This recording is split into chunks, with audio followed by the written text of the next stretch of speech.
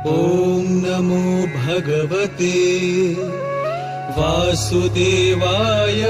Positivity is not something you are born with. It is something you can master. आज मैं आप सबको positivity के बारे में कुछ ऐसी बातें बताने वाला हूँ जो आपके जीवन को एक नया आयाम प्रदान करेगा, जो आपके मानसिकता को पूरी तरह से बदल के रख देगा।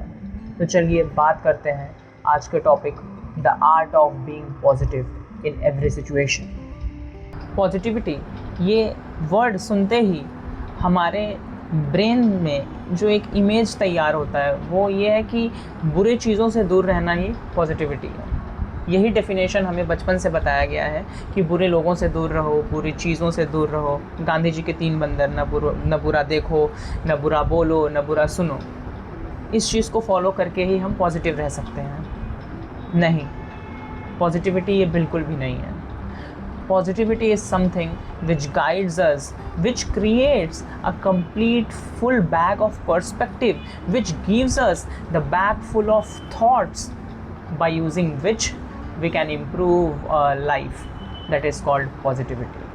Positivity वो है जिसके सहायता से हम एक बेहतर जीवन जी सकते हैं।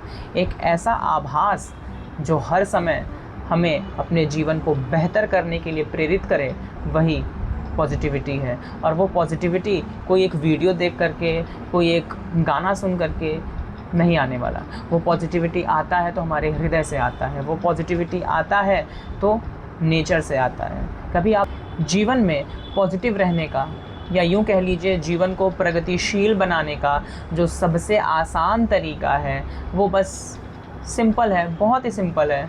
और वो एक ही तरीका है कि तुलसी भरोसे राम के, निर्भय होकर सोए, अनहोनी होनी नहीं, होनी हो सो होए।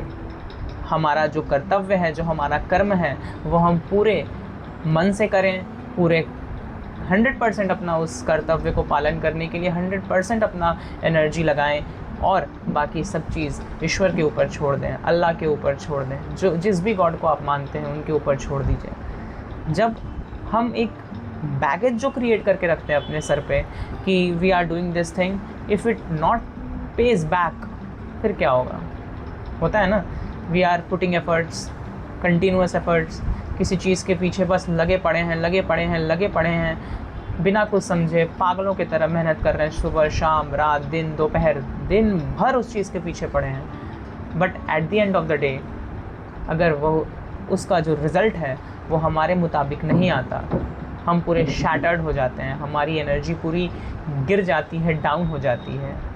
उस टाइम पर जो प्रगतिशीलता है, हमारे जीवन को किस तरह प्रगतिशील करना है, उस समय सबसे ज़्यादा ज़रूरत होती है हमें उस आभास की, जो हुआ हमने अपना 100% दिया, ठीक है, रिज़ल्ट हमारे मुताबिक नहीं आया, कोई बात नहीं, हम बैठेंगे, देखेंगे कहीं हमारी गलती हो भी सकता है कि हम अंधों की तरह बस काम किए जा रहे थे बिना किसी प्लानिंग के, बिना किसी प्रॉपर एग्जीक्यूशन के। क्योंकि सिर्फ काम करके ही अगर कोई सफल होता तो हम लोग देखेंगे कि गधा, खच्चर दिन भर काम करता है सुबह से शाम तक। अगर काम करने से ही कोई व्यक्ति सफल होता, आंसर आपके पास खुद है। एक मुखिया दिन भर सामान ढोता है यहाँ से वहाँ, अगर काम करने से ही सिर्फ वो सफल होता, आंसर आपके पास खुद है। Proper planning, proper execution. एक बहुत अच्छा इंग्लिश का कोट है कि practice makes a man perfect. But इस कोट को थोड़ा चेंज होने की ज़रूरत है अब। Only perfect practice makes a man perfect. इस परफेक्ट प्रैक्टिस को करने के समय, इस परफेक्ट प्रैक्टिस को करते हुए हमें किस तरह से अपने जीवन को प्रगतिशील बनाना है, हमेशा उस बारे में सोचना चाहिए। एक परफेक्ट प्रैक्टिस, एक परफेक्ट एग्जीक्यूशन और एक परफेक्ट हार्डवर्क बहुत इम्पॉर्टेंट है लाइफ को प्रगतिशील बनाने के लिए। पॉजिटिविटी की बात करें तो ये जो लूप है, इसका जो सेंटर है वो होल्ड करता है positivity, feeling of being positive, जो हमारे हृदय से निकलती है। पॉजिटिविटी सिर्फ एक वर्ड नहीं है, ये एक सागर है। और हम गागर हैं जो इसको अपने अंदर भरना चाहते हैं। और रूपी सागर का कुछ पानी हम अपने शरीर रूपी गागर में अगर भर लें तो हमारा जीवन सदैव प्रगतिशील मार्ग में आगे अग्रसर होकर के बढ़ता रहेगा। हमने देखा किस तरह वैदिक पीरियड से लेकर के हज़रत इमाम हुसैन, बैटल ऑफ करबला देखा, हमने देखा लॉर्ड बुद्धा का जीवन देखा। बुद्धा ने खुद कहा है, he saw positivity as a path which frees us from attachment, anger and ignorance. हमने अपने जीवन में हमेशा कुछ ऐसे लोगों को देखा होगा जो एक अलग ही थॉट रखते हैं हर चीज़ को। कोई भी काम करने से पहले उनके मन में कोई डाउट क्रिएट नहीं होता है।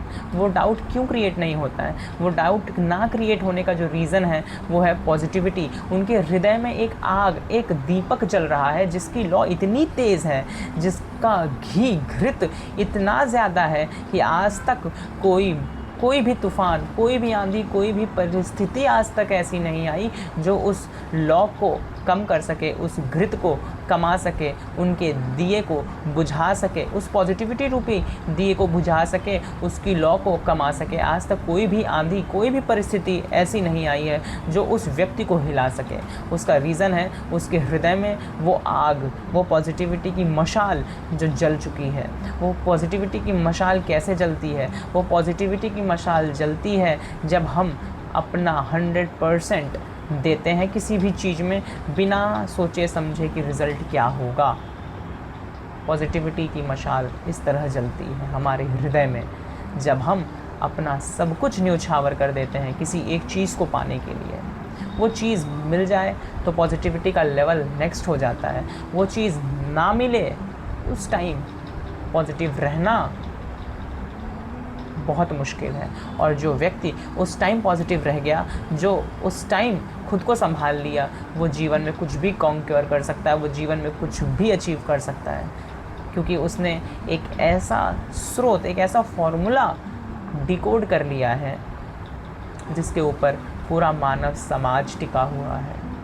हर हिंदू के घर में रामायण पढ़ी जाती है, सुंदरकांड स्पेशली हर मंगलवार, शनिवार सबके घर में पढ़ा जाता है। सुंदरकांड में तुलसीदास ने दर्शाया है कि किस तरह श्री राम की जो कैपेबिलिटीज़ थी वो तो हम सब जानते हैं, फिर भी श्री राम किस तरह नदी तट के किनारे बैठ करके आशा से, पॉजिटिविटी से आग्रह करते हैं कि मुझे रास्ता दो उस पार जाने के लिए। हालांकि जब रिज़ल्ट नहीं आया तो उन्होंने अपना तेज रूप दिखाया। वहाँ पे चौपाई लिखा गया है कि विनय न मानत जलधि जड़ गए 3 दिन बीत, अब बोले राम सकोप तब भय बिनु हो ही न प्रीति।